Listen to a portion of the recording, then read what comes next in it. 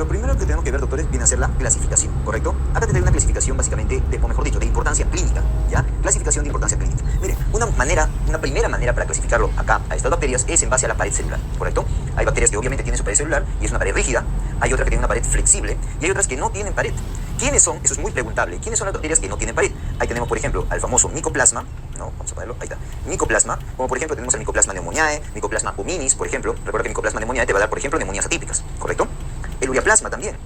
Ureaplasma uralítico, ¿no? Que da infecciones abajo, ¿ok? Muy bien, entonces Mycoplasma, Ureaplasma, lo importante es recordar que no tienen pared celular, ¿no? La importancia del tratamiento es que ellas, por ende, no van a poder recibir antibióticos que estén dirigidos hacia la síntesis de pared celular. Nada que ver, porque no tienen pared, no tiene lógica, ¿correcto? Fácil, muy bien, datitos que puedes acordar. ¿Quiénes no tienen pared celular? Mycoplasma y Ureaplasma. Ok, pared rígida, okay. O bueno, vamos a la pared flexible. En la pared flexible, doctores, es una pared que le hace adoptar una forma a la bacteria, como si fuera una espiroqueta, como una culebrita, ¿correcto? Justamente de ahí, por eso, estas tres bacterias que te voy a presentar se les conoce como las espiroquetas, porque su pared es flexible. ¿Quiénes son las espiroquetas? Treponema, Borrelia y Leptospira. El treponema, principalmente el treponema pallidum, que nos va a dar, pues, doctores, de la famosa sífilis. ¿Ok? El Borrelia, hay Borrelia, por ejemplo, recurrentis, que te va a dar la fiebre recurrente. Hay la Borrelia Burtorferi, ¿no? Que te va a dar la famosa enfermedad de Lyme. ¿Ok? La Leptospira también es otra espiroqueta. Ahí tenemos a la Leptospira interrogans, la cual te va a dar la leptospirosis. ¿Correcto? Muy bien. Entonces ahí tenemos esas dos principales al lado. En el medio tenemos a aquella bacteria que tiene pared rígida, ¿ok? Unicelular de vida libre, ¿ya? Esta, doctores, ahí puedo aplicar lo que es la famosa tinción de Gram, muy usada para clasificar estas bacterias. Ahí tenemos dos, la Gram positivos y las Gram negativas. Gram positivo porque se tiñe más o menos de un color medio azulino, ¿correcto? O violeta, azulino, violeta, azul o violeta. Y la Gram negativos un color medio rojizo o rosa también es, ¿ya? ¿Quiénes tenemos en Gram positivos? Ahí podemos todavía subclasificarlas en formas de, o la forma que tiene la bacteria, en cocos y en bacilos, ¿correcto? En cocos tenemos ahí el famoso estafilococo, ¿no? El cual tú sabes, doctores, que para que un Gram positivo coco sea estafilococo, tienes que ser catalasa positivo, ¿correcto? A su vez, este estafilococo coagulasa positivo, coagulasa negativo. Los coagulasa positivos, ¿quiénes son? Es el estafilococo aureus. Los coagulasa negativos, ¿quiénes son? Todos los demás, es decir, estafilococo epidermidis a la cabeza, estafilococo hominis, estafilococo saprophyticus, por ejemplo. Esos son estafilococos coagulasas negativos, a la cabeza epidermidis, ¿ok? Muy bien. Los estreptococos, para que yo diga que una bacteria es un estreptococo, tiene que ser una bacteria Gram positivo, coco, pero catalasa. ¿Ok? Muy bien. Los estreptococos, para que yo diga que una bacteria es un estreptococo, tiene que ser una bacteria Gram positivo, coco, pero catalasa negativo. ¿Ok? Ahora, dentro de los estreptococos yo lo puedo clasificar según puedan o no puedan o cómo hacen hemólisis en una placa de agar, ¿correcto? Puede haber alfa, beta o gamma hemolítico, ¿ya?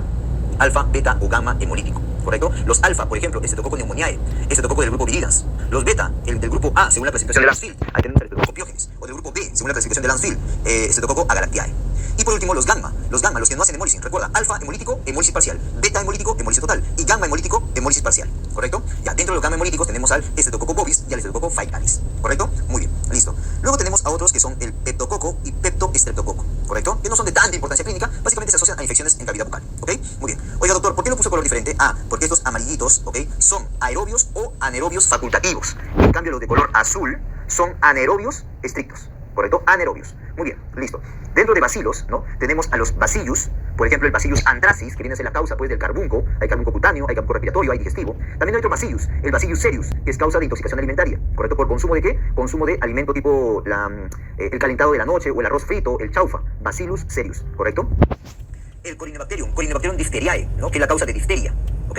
Tenemos a listeria, la famosa listeria monocitógenes, que en pacientes inmunosuprimidos te puede llevar, pues, a meningitis, a sepsis, y también en neonatos y en ancianos. O sea, la listeria monocitógenes, para que haga su enfermedad clásica, que viene a ser la sepsis y la meningitis, tiene que ser en extremos de la vida, bebés, neonatos, por ejemplo, lactantes menores, y ancianos, o si no, un inmunosuprimido, ¿correcto? Si no, te hace una diarreita nada más, listeria monocitógenes, ¿correcto?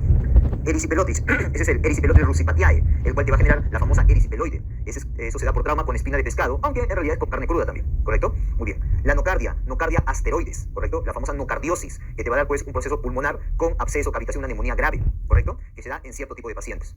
Muy bien, hasta ahí esos bacilos son aerobios o anaerobios facultativos, ¿ok? Y ahí tenemos al Clostridium. El Clostridium hay varios tipos, por ejemplo, el Clostridium difficile, Clostridium perfringens, el Clostridium tetani, el Clostridium botulinum.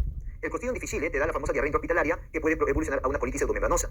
El Clostridium perfringens te puede dar dos enfermedades dependiendo de la toxina. Te puede dar una gangrena gaseosa con la toxina alfa o una intoxicación alimentaria con la toxina tremolaria, con la enterotoxina tremolaria. La Clostridium tetani, mediante la tetanospasmina, te da el tétanos, y el Clostridium botulinum, mediante la toxina botulínica, te da el botulismo, que es diagnóstico diferencial con miastenia gravis, ¿correcto? Muy bien, esos son los Clostridium. Propionobacterium. El Propionobacterium, doctores, te puede dar infecciones en la piel tipo acné, por ejemplo, o infección de sitio operatorio también. Lactobacillus, también te puede dar enfermedades, pero muy comúnmente usado también ciertos bacilos, por ejemplo el Bacillus reuteri, utilizado como probiótico, Actinomyces, el famoso Actinomyces israeli, que es la causa de la actinomicosis, ¿correcto? Este antiguamente relacionado en mujeres con dispositivos uterinos que generaban abscesos e infecciones en la cavidad uterina, ¿correcto? Otro ahora más se asocia, doctores, a taponamiento nasal, a infección de heridas, infección sitooperatorio y forma abscesos típicamente cervicofaciales y más frecuentes submandibulares, ¿correcto? No te olvides los gránulos de azufre en la actinomitosis, ¿ya? Muy bien, un datito, doctores. Estos azules por si acaso son anaerobios. Ahora, doctores, dentro de estos bacilos hay dos que quiero que te acuerdes que forman esporas. El Bacillus tiene la capacidad de formar esporas, al igual que el Clostridium tiene la capacidad de formar esporas. Por eso le dicen a estas bacterias esporulados. También se les dice así, ¿correcto? Muy bien. Pasemos al otro lado, a los gram negativos. Dentro de los gram negativos, tú sabes que hay gram negativo porque el color rosa o rojito, ¿ok? Y también puede vivir así, en cocos y en bacilos. Es más, los bacilos en entéricos y no entéricos, ¿correcto? Dentro de los cocos tenemos pues a la Neisseria, a la Moraxella. La Neisseria hay dos tipos muy importantes. Neisseria gonorreae, que es la causa de la gonorrea en su forma localizada o en su forma diseminada. La Neisseria meningitidis, que te va a dar pues meningitis, meningococemia o la meningitis fulminante, ¿ok? La Moraxella, doctores, por ejemplo, hay una Moraxella angularis, que te da un tipo de conjuntivitis, ¿ya? Otra Moraxella, por ejemplo, la Moraxella catarralis, que es la tercera causa más frecuente de otitis media aguda y también de sinusitis, ¿ya? Y de ahí tenemos una que es anaerobio, que es la Veillonella. No es tanta importancia clínica acá, Veillonella, ¿ok? Dentro de los bacilos gram negativos, tenemos, por ejemplo, a la Escherichia, la más importante y la más frecuente, la Escherichia coli, que hay varios tipos. La Escherichia coli uropatógena, que te causa hito, las que hacen enfermedades digestivas, tipo diarreas. Ahí tenemos a la enterotoxigénica, enteropatógena, enteroagregativa, la enteroinvasiva y la enterohemorrágica, ¿correcto? También tenemos otra E. coli, o bueno, las mismas E. coli que pueden llevarte infecciones perinatales, tipo, pues, doctores, endometritis, o infecciones natales, tipo sepsis, tipo meningitis, ¿ya? En neonatos. La Klebsiella, ahí tenemos la Klebsiella pneumoniae, ¿correcto? Klebsiella pneumoniae, que te da la famosa neumonía pesada. Enterobacterias, Serratia, Proteus, ¿no? El famoso Proteus mirabilis, que es muy móvil porque tiene muchos flagelos.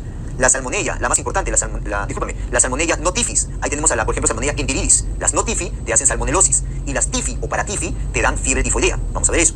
La Shigella, característicamente te da diarrea, ¿no? Hay varios tipos de Shigella. Sonei, ¿cómo se llama? La Shigella flexneri, que es la más frecuente, ¿correcto? La Sonei, que es la más leve. Hay Shigella también Dysenteriae, de su serotipo 1 se relaciona a Shu, por ejemplo, ¿ok? La Yersinia, hay Yersinia enterocolítica, que te hace un cuadro gastrointestinal, parece una TB, por ejemplo, una TB enteroperitoneal se parece, ¿ya? Pero hay otra Yersinia que es más importante, la Yersinia pestis, que es la causa de la peste, ¿correcto? Muy bien, vamos a ver eso. Su reservorio, que es el roedor, cómo se transmite, pues, a través de la pulguita, que es la Xenophthisia chiopis. El vibrio, el famoso vibrio cholerae, que es la causa de ¿quién? Del cólera, ¿correcto? Es esa diarrea profusa que en menos de 24 horas te da un shock hipovolémico. Recuerda que la toxina del cólera llega a su gangliosio GM1, ¿ok? Campylobacter jejuni. Hay otro Campylobacter, por ejemplo, Campylobacter fetus, por ejemplo. Pero más importante acá, Campylobacter jejuni, que es causa de diarrea, una diarrea de tipo disentérica. Claro, primera cosa y luego disentérica, típico de lactantes, asociado a aves, palomas, ¿correcto? Helicobacter pylori, que se asocia a gastritis, a úlcera péptica, ¿ok? Hasta ahí, esos eran aerobios o anaerobios facultativos. De ahí tenemos a bacteroides, por ejemplo, Bacteroides fragilis, que es importante en infecciones intraperitoneales o intraabdominales, ¿correcto? Por ejemplo, en pacientes posoperados. O en apendicitis, por ejemplo, es la bacteria más frecuentemente encontrada. Fusobacterium también tenemos ahí, ¿correcto? Fusobacterium, que te puede dar la angina de Vincent. Bacilo no entérico, ahí tenemos a la Pseudomonas. Ahora sí, la más importante es la Pseudomonas aeruginosa, ¿correcto? La toxina A, muy importante, más potente, mejor dicho, ¿correcto? Con su toxina A. Hay que recordar ahí los antipseudomónicos, ¿ok? Hay cierto tipo de penicilinas, la cefaloprina con procesftacidima, ¿no? Los aminoglucosios, el astronam, los carbapenen, etc. ¿Ya? Muy bien. Acinetobacter, ¿correcto? Ahí tenemos, por ejemplo, Acinetobacter baumannii, que te puede dar ciertas neumonías, ¿ya? A Haemophilus, hay, por ejemplo, el Haemophilus influenzae, que el tipo B es que era clásicamente la causa, pues, de la epiglotitis, neumonía, meningitis, ¿no? Ya no se ve tanto gracias a la vacuna, obviamente. Bartonella, hay 3 Bartonellas que tienes que recordar. La Bartonella genselae, la Bartonella quintana, la Bartonella bacilliformis. La genselae, ok, te va a dar pues la enfermedad por arañoso de gato o angiomatosis basilar también. La quintana te va a dar la enfermedad o la fiebre de las trincheras o angiomatosis basilar también, dependiendo de la inmunidad del paciente. Y la Bartonella bacilliformis, que en su forma aguda te va a dar la fiebre de la oroya y en su forma crónica te va a dar la verruga peruana. Juntas forman lo que es la enfermedad de tu papi, Carrión, ¿correcto? Muy bien. Brucella, ahí tenemos Brucella la más frecuente, la Brucella melitensis, no es la única, hay otras, ¿correcto? Pero la más frecuente es melitensis, ¿ya? Que te va a dar una zoonosis muy importante llamada brucelosis, que tiene varios sinónimos, enfermedad de Bank, fiebre ondulante, fiebre mediterránea, ¿correcto? Muy bien. Legionella, la Legionella neumófila, ¿correcto? La cual te va a dar, doctores, una fiebrecita parecida a la gripe, conocida como enfermedad de Pontiac, ¿ya? Y en su otra forma de neumonía, es así, doctores, es una neumonía mixta, atípico, con componente atípico en la placa y componente típico en la placa. Si tú le pides una placa, hay patrón intersticial y además patrón de consolidado, ¿correcto? Muy bien. Bartonella o Bordetella, o la famosa Bordetella pertussis, que es la causa de la tos ferina, ¿correcto? Muy explicado esto en pediatría. Tenemos la Francisella también, ¿no? La Francisella tularensis, que te da la famosa tularemia, ¿no? Tularemia. La Pasteurella multósida, que tiene que ver con los conejitos, ¿correcto? Muy bien, y así, ¿no? Bueno, ahí tenemos entonces, doctores, tipos de bacterias, de hecho un repaso, una manera de clasificarlas. Hay otras bacterias incluso que las puedo llamar como especiales. A esta también la voy a llamar especiales, ya para fines de dictado, ¿correcto? A las que no tienen pared, o mejor dicho, a las que tienen pared flexible, conocidas como epiroquetas. A estas de acá sin pared y a estas de acá abajo voy a llamarlas bacterias especiales, ¿no? Acá tengo Clamidia, Coxiella, Ehrlichia, por ejemplo, Rickettsia, los Mycobacterium también pueden entrar ahí, que son los famosos VAR positivo, ¿no? Recuerda que es un VAR positivo porque tiene su ácido micólico en su pared, ¿ya? Muy bien, esa vendría a ser entonces, doctores, una clasificación de importancia clínica de las bacterias, ¿ok? Muy bien.